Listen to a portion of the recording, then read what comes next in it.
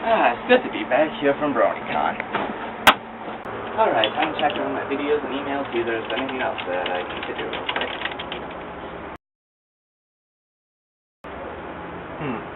August 3rd, 2016. I'm sorry for some reason I put that there. Oh well, maybe I could play like a Phoenix Wright game or something with my flash drive.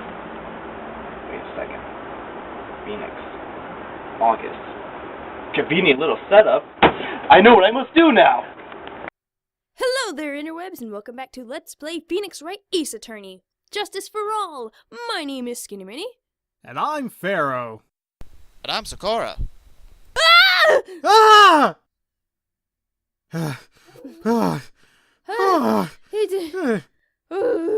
Yeah. Is something wrong? Oh, nothing's wrong. It's perfectly normal to have a random guest to surprise us during our intro. Well, anyway, I saw you guys' Justice for All Let's Play, and I was wondering if I could be a part of it. That'd be awesome, but there's kind of a problem with that.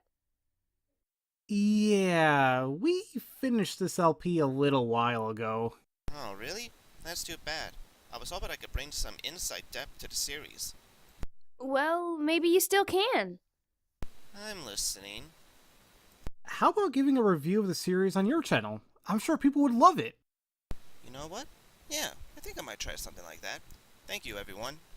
No problem at all. Yep, glad we can help. Also, maybe next time of scaring the bejeebus out of us, Knock first.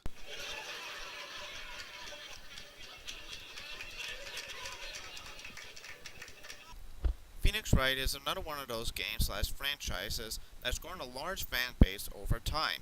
It might not be as big as, let's say, Mario or Zelda or even Mega Man, but it does show to have its fans, and it is a very unique type of game. I mean, this is basically a game that the main focus is in a courtroom. Now on the surface, it doesn't seem like it will be that good of a game, but once you start playing through the games, you really get into the characters, the stories. I mean, it's no wonder these games gain a fan base over time, and then inspire them to create more games. It's probably one of the best visual novels out there as well. Now, as I said in my review on the movie, there's not really much gameplay here. It's mostly a story-based game, but the cases and the characters, along with you figuring out the cases and crimes as you go along, is really what makes this game so fun. You really get the feeling of pressure in this game, and if you make the wrong move, then it's your fault, and your client will be found guilty. As this is my first time reviewing a game, we're going to take a look at the different features of the game, such as the story and gameplay. Let's look at the story first. Now, in most of the Phoenix Wright games, there are a bunch of different stories, and I'll give each of them my own thoughts later. But in terms of main plot of the game, you're a rookie attorney named Phoenix Wright, and your main goal in all the cases is to get your clients, that are mostly being accused of murder, declared innocent. You do this by looking around the crime scene, looking for clues, talking to people, presenting evidence, etc. Then when you get to the courtroom part, you have to then listen to the people's testimonies and cross-examining them to either A, get some more information, or B, point out their contradictions in their testimonies. Once you've proven your client is innocent, then it's on to the next case for you. Like I said, this could have easily been a boring game, but they actually put a lot of thought into the cases, and the murderers as well. And what really helps are the characters themselves. Each of them have lots of different traits that are really something that you can either really love or something that you can find really annoying. There's even a couple of mysteries to some of them that you're left wondering more about their characters and what they are really like. Here you have Phoenix Wright, who is a defense lawyer, and sometimes you feel like that you're Phoenix Wright when it comes to the trials. The humor written for these characters is very clever. They poke fun at how ridiculous the names can be at times and other stuff that is going on. Maya is your sidekick, who is a spirit medium that can contact spirits from the dead. Mostly in this game it's just basically her sister, Mia Fey, who was your mentor. Detective Gumshoe, well, the detective. And prosecutors Miles Edgeworth, your main rival in this first game series.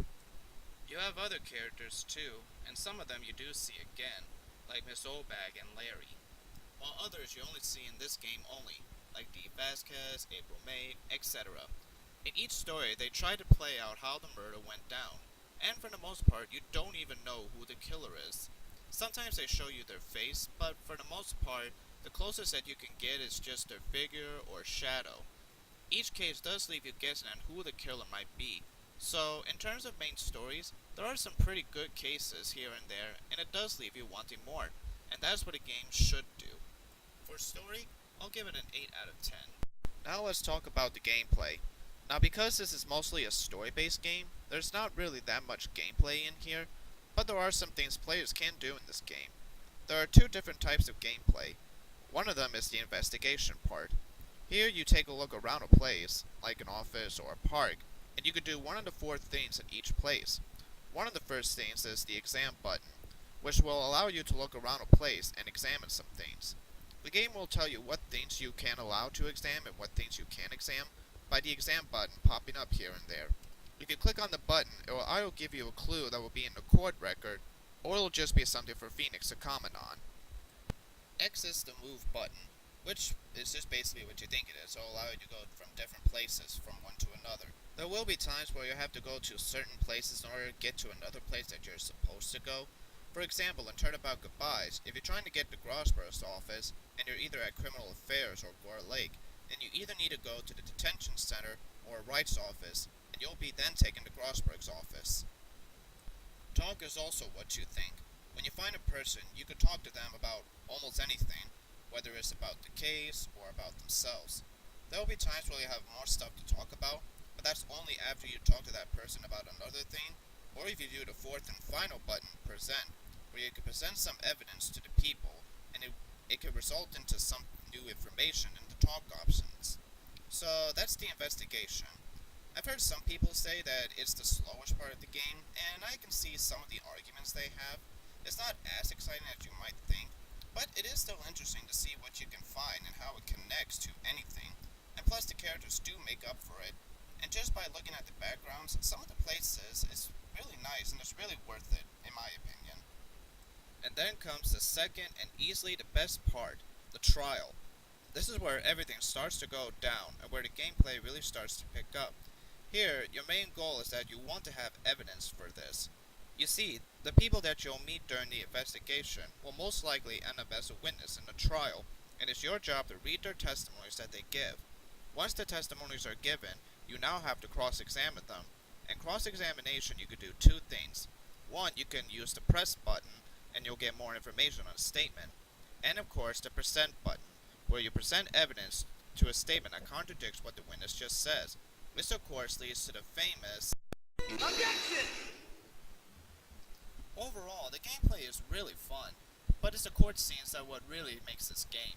Like I said, the investigation part is not that bad, but the trial is what really makes this game so much epic, and it's all thanks to the music too, which I'll get into later.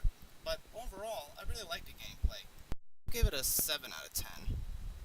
Now let's talk about the tentacles real quick, and then we'll talk about the cases themselves. The sprite animation on these characters is done pretty well. There's some funny facial expressions from each of them, and the dialogue matches the mouth movements pretty well. You also get really invested in some of these characters and the cases that they are involved in. Each case gets bigger, and the mysteries gets bigger as well as the game progresses. Though there are some mistakes with the writing, like grammar errors, but I'm not really an expert on spelling. And for the most part, it's done pretty well that I don't care. The artwork is really well done too, and I love the background from most of the places. It feels lifelike with the color schemes, and they work great. And of course, the music.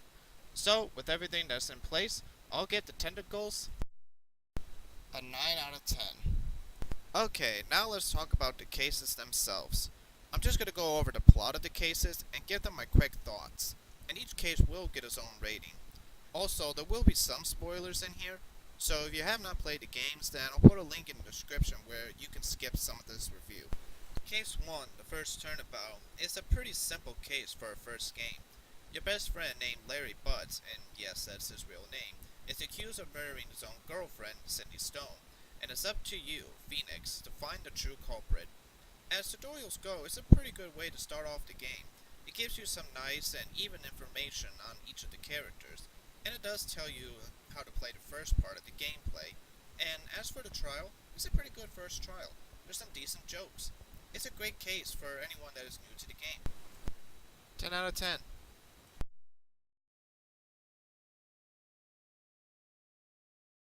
Case 2, Turnabout Sisters, is where the game starts to pick up in terms of the story. This is the first time you get to meet the other main characters, like Maya, Gumshoe, and Edgeworth. In this, your chief, Mia, is dead, and her sister, Maya, is the one being accused of murder. This is where the investigation part comes in, and the second part of the cross-examination comes in as well. This is also the first time where the trial simulation comes in. Oh yeah, I forgot to mention that in the first game, you have 3 days in order to complete a case and get your client found innocent. Guess I didn't want to make the cases too long or something like that. Also, this is the first time where you'll have several other people involved with the murder. Anyway, outside of some good character moments and some good parts of the story, the case is alright. There's nothing bad, and at first I enjoyed it, but compared to the later cases that I've played after this one seems kind of slow, with nothing really big going on, and playing it again it just feels average. But still, it did manage to move a little forward with the story for the game, so I'll give it a 7 out of 10. Case 3, Turnabout Samurais, I actually really like, for several reasons. One, this is the first case where they don't show you who the true murderer is, but also the story and the mystery is a really good build-up. I was actually getting into the case as time went on, because I wanted to know what was going on. In this case, a famous actor named Will Powers is accused of murdering a famous movie star, Jack Hammer. And this is a case where actually the murderer didn't even plan on murdering anybody. I know that might sound a little bit confusing, but trust me, if you play this case then, it actually does make a little sense on what I mean. I've heard from some that this case mostly gets mixed results from some people, and the only thing I can nitpick here is that it doesn't really add anything to the main story, except that it does give us a little bit more information on Phoenix and Edgeworth, and the second part of the investigation is a bit slow, but I can still enjoy this case enough for me to play it again. Plus it does have one of my favorite lines in this case, as well as the entire first game. Objection!